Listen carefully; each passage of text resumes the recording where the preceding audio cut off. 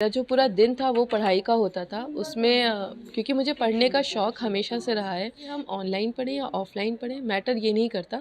Matter ये करता है मोस्ट इम्पॉर्टेंट कि हमारे अपने एक नोट्स हों जो हमारा वेपन हो। या अगर मुझसे कभी मेरा इनपुट अगर मुझसे पूछा जाएगा, मेरे सीनियर्स पूछेंगे, तो मैं ज़रूर बोलूँगी कि हमें किन्नर समाज के लिए ज़रूर कुछ करना चाहिए। हमारे साथ बातचीत करने के लिए भी प्रतीक्षा हैं।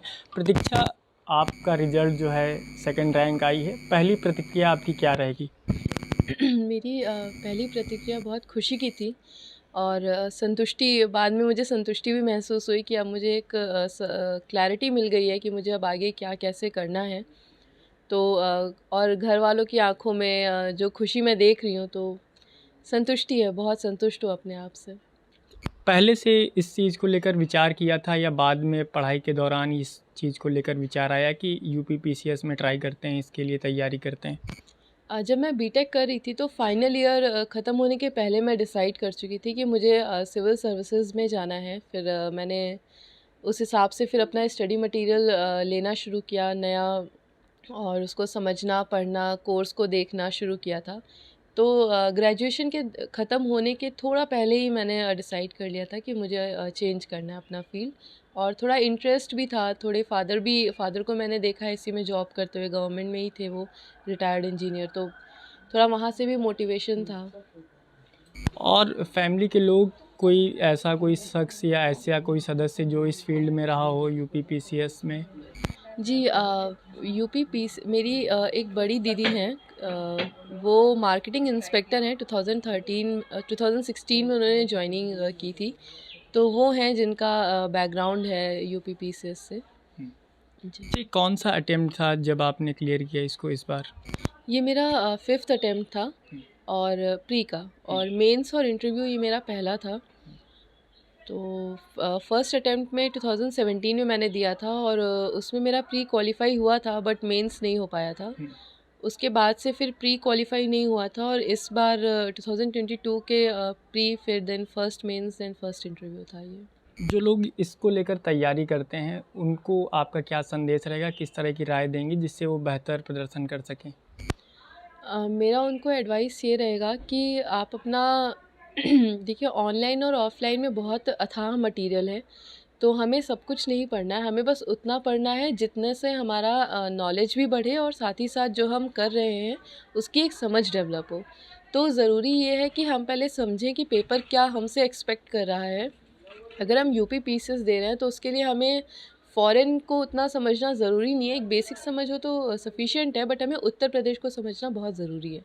तो पहले इस हिसाब से हमें पेपर क्या चाहता है ये समझना होगा। उसके बाद एक स्टडी प्लान बनाना होगा उस हिसाब से, और उस स्टडी प्लान में उस स्टडी प्लान को फॉलो करना होगा स्ट्रिक्टली। 100% की स्टडी प्लान फॉलो करने का एम रखेंगे तो 70% ही फॉलो करेंगे, बट उतना भी बहुत सफिशिएंट होगा। और उसके बाद एक स्टडी मटेरियल बनाना हमें ज़रूरी है, उसको हम लोग रिस्ट्रिक्ट करके रखें कि इस सब्जेक्ट में को हम सिर्फ इन किताबों से ही पढ़ेंगे, इसके अलावा हमें सारे स्टडी मटेरियल पे नहीं जाना है। एक बार अपना स्टडी मटेरियल डिसाइड हो जाए, उसके बाद हम रैंडम जहाँ से भी हमें स्टडी मटेरियल मिल रहा है उसका हम एक एनालिसिस अपने बनाए हुए नोट्स में ऐड कर सकते हैं, पर बिना अपने नोट्स के पढ़ना बहुत इम्पॉसिबल है। और तीसरा, अपनी पढ़ाई को लेके ऑनेस्ट होना, और अपनी स्ट्रगल जो खुद से है उसकी रिस्पेक्ट करके उसको जीतना। ये 3 चीज़ें बहुत ज़रूरी है, अपना स्टडी प्लान बनाना, अपना स्टडी मटेरियल डिसाइड करके रिस्ट्रिक्ट करना, और चौथा, अपनी पढ़ाई के साथ ऑनेस्टी रखते हुए अपना जो स्ट्रगल है खुद के साथ, अपने डिस्ट्रैक्शंस के साथ उस फाइट को जीतना। ये 3 चीज़ें करिए और मुझे लगता है इससे सफलता ज़रूर मिलेगी। पढ़ाई को लेकर आपकी क्या दिनचर्या रहती थी, किस तरह से पढ़ाई आप करती थी? आपने जिक्र किया ऑफलाइन और ऑनलाइन दोनों माध्यमों का, ज़्यादा कारगर कौन सा फील्ड ज़्यादा कारगर साबित होगा? जी, पहला जो आपने पूछा दिनचर्या को लेके, मेरी पढ़ाई को लेकर कोई दिनचर्या नहीं थी, क्योंकि मेरा जो पूरा दिन था वो पढ़ाई का होता था। उसमें क्योंकि मुझे पढ़ने का शौक़ हमेशा से रहा है, तो मैं सुबह उठ के मेरा एक रहता था कि अगर पढ़ नहीं रही हूँ तो कोई और काम कर रही हूँ तो मुझे अजीब लगता था कि पहले पढ़ना है। अपना दिन भर का काम मैं पढ़ती थी, और उसमें बीच में नहाना, धोना, जो भी थोड़ा एंटरटेनमेंट करना, दोस्तों के साथ घूमना, सब कुछ होता था, पर पढ़ाई रेगुलर रहती थी। और दूसरा जो आपने पूछा ऑनलाइन और ऑफ़लाइन में कौन सा मोड बेटर है, मुझे लगता है कि मोड सारे ही दोनों ही मोड बहुत अच्छे हैं पढ़ने के लिए। पर इम्पॉर्टेंट ये नहीं है कि हम कहाँ से पढ़ रहे हैं, इम्पॉर्टेंट ये है कि पढ़ने के बाद हम उस नॉलेज का कर क्या रहे हैं। उस नॉलेज को पढ़ने के बाद हमें अपना एक नोट्स बनाना बहुत ज़रूरी है, एक क्रिस्प नोट्स बनाना, और फिर उस नोट्स को रेगुलरली अपडेट करना कि जो भी हम नया फिर पढ़ रहे हैं। हमने एक सपोज़ पॉलिटी की बुक पढ़ी लक्ष्मीकांत, और उसके हमने नोट्स बनाए। फिर हम ऑनलाइन ऑफलाइन कोई भी करंट अफेयर हो रहा है, पॉलिटी के कोई भी चेंजेस हो रहे हैं गवर्नमेंट में, या सुप्रीम कोर्ट रूलिंग दे रही है, या कोई अपडेटेड लक्ष्मीकांत आई और उसमें कोई नया चैप्टर ऐड हुआ है, तो हमें उसको बस अपने पुराने नोट्स में अपडेट करना होता है।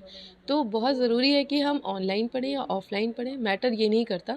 मैटर ये करता है मोस्ट इम्पॉर्टेंट कि हमारे अपने एक नोट्स हों, जो हमारा वेपन हो, जिसको हम लोग हमेशा कोई भी एग्ज़ाम पढ़ रहा है तो उसके पहले हम उसको उठाएं और रिवाइज़ करें, और हमारा 3-4 जो सोर्स रहे हैं पढ़ाई के वो कवर हो जाएंगे एक साथ। इस उपलब्धि के पीछे परिवार के किस सदस्य का योगदान आप ज़्यादा मानती हैं? परिवार के किसी एक सदस्य का उतना योगदान नहीं रहा है। मैं ये कहूँगी कि कोई एक का इतना नहीं रहा है, सबका बहुत योगदान था। मेरे पेरेंट्स का, मेरे भाई-बहन का।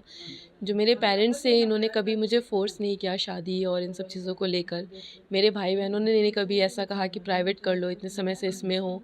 तो मेरी फैमिली का बहुत योगदान रहा है। मेरे जो दोस्त हैं, 3-4 दोस्त हैं मेरे, उन्होंने बहुत मदद की थी। हर एक एग्ज़ाम के पहले उनके साथ डिस्कशंस, ओपिनियन, उनका एक एनालिसिस मेरी पर्सनालिटी को लेके, उनके रैंडम जो वो एडवांटेजेस और वो क्वेश्चंस जो मुझसे पूछते थे, इन सब का बहुत फ़ायदा मुझे मिला है।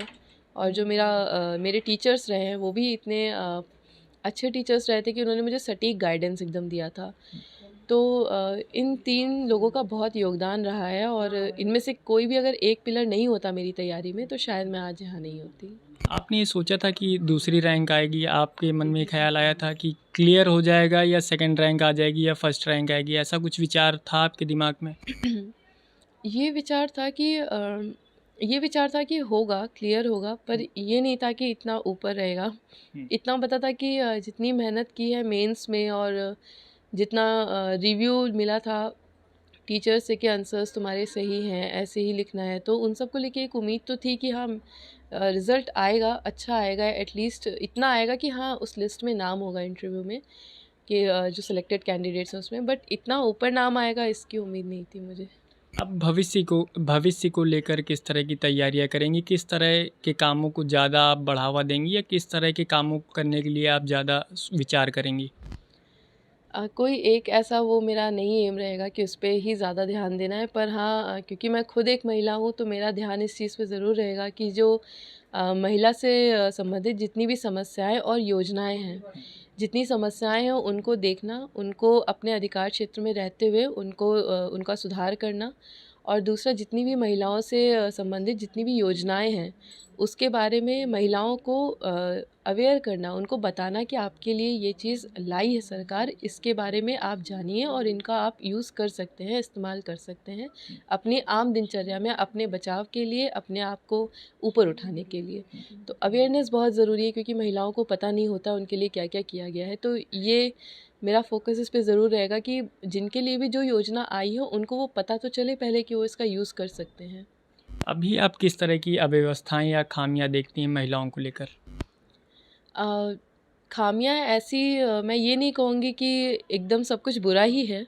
पिछले कुछ सालों से जितनी उत्तर प्रदेश में कानून व्यवस्था बढ़ी है, और जितने भी स्टेप्स इस सरकार ने लिए हैं, तो उससे व्यवस्था तो बढ़ी है, और महिलाओं के लिए जो एक सेफ्टी, सिक्योरिटी, ये जो बहुत बड़ी समस्याएं थी, इसमें काफ़ी सुधार देखने को मिला है। लेकिन फिर भी अभी भी बहुत कुछ किया जा सकता है, क्योंकि घटनाएं अभी भी होती हैं, इक्का दुक्का नहीं, बहुत ज़्यादा होती हैं। ये हम कह नहीं सकते कि सिर्फ इक्का दुक्का हुई हैं, घटनाएं बहुत होती हैं। तो मेरा ये रहेगा कि कानून व्यवस्था पे थोड़ा और ध्यान दिया जाए, ताकि ये जो छोटी मोटी घटनाएं भी हो रही हैं, या किसी की लापरवाही है, या किसी का इग्नोरेंस है, तो उस पे भी ध्यान दिया जा सके। और खामियों में मैं ऐसा मुझे और कुछ नज़र नहीं आता। हाँ, कुछ-कुछ समाज है जिन पे अभी ध्यान नहीं दिया गया है, जैसे किन्नर समाज। किन्नर समाज के लिए अभी इतना किया नहीं गया है।